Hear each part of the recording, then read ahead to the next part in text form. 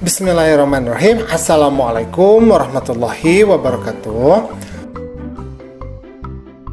Pada kesempatan kali ini kita akan belajar di kelas 5. Pelajarannya yang ke-8, yaitu materi Mari Hidup Sederhana dan Ikhlas.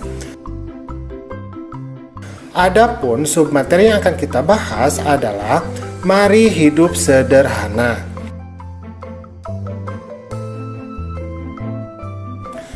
A'udzubillahi minasyaitonirrajim.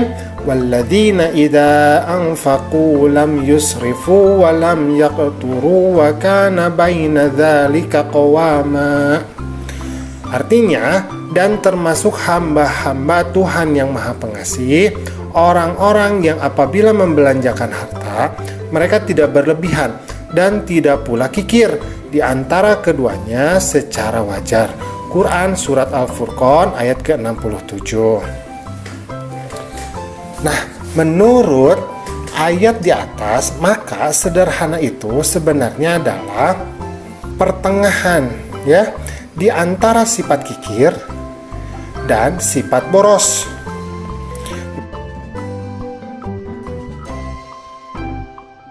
Apa yang dimaksud dengan kikir? Jadi kikir itu menahan harta yang seharusnya dikeluarkan, baik pada diri sendiri maupun orang lain. Jadi jangan salah ya, ada orang yang kikir bukan hanya kepada orang lain, kepada diri sendiri pun dia kikir. Ada itu ya. Misalkan takut beli baju, takut beli makanan, padahal uangnya ada. Tidak mau. Nah, itu artinya dia kikir terhadap dirinya sendiri ya. Kemudian boros. Apa yang dimaksud dengan boros? Jadi boros itu terlalu berlebihan. Jadi berlebih-lebihan dalam pemakaian uang, barang, dan sebagainya.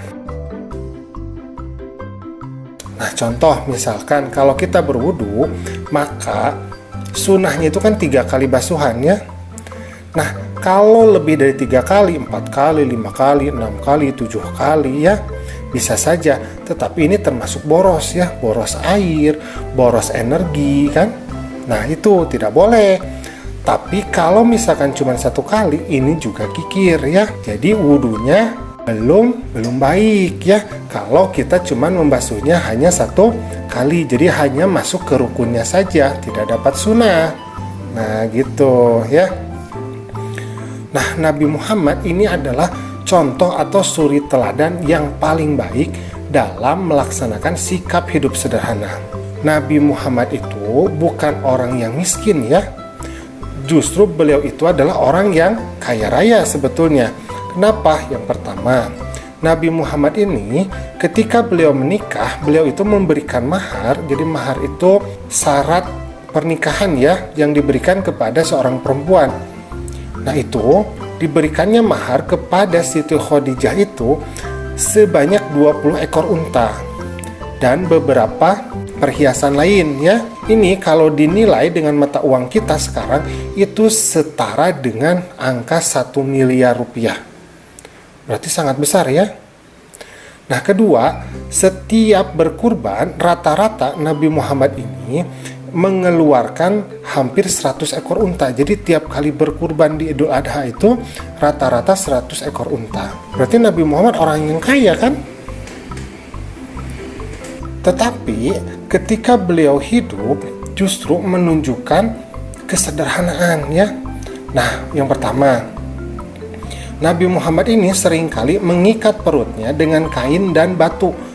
Jadi ditahan perutnya itu dengan batu supaya tidak lapar. Jadi beliau itu sering menahan lapar, bahkan sampai dikaitkan kain dengan batu.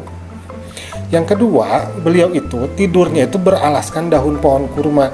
Jadi kalau bangun tidur itu di wajahnya itu tampak bekas pelepah daun kurma ya. Nah, padahal beliau itu bukan orang yang miskin ya. Nah, seperti itu.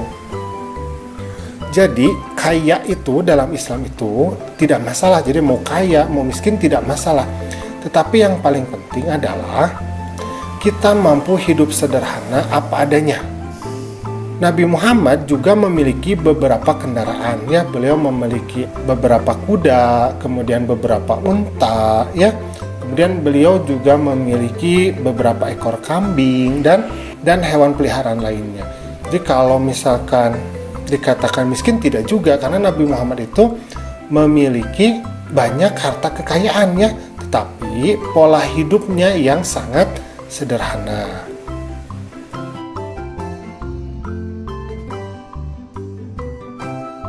A'udzubillahi minasyaitonirrajim. Innal mubadzirina kanu ikhwana syayatin wa kana syaitanu lirabbih kafura. Artinya, sesungguhnya pemboros-pemboros itu adalah saudara-saudara setan, dan setan itu adalah sangat ingkar kepada Tuhannya.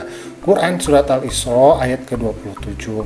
Jadi ayat ini mengingatkan kita bahwa orang muslim itu tidak boleh boros ya, karena boros itu termasuk perbuatan tercela, termasuk perbuatan setan.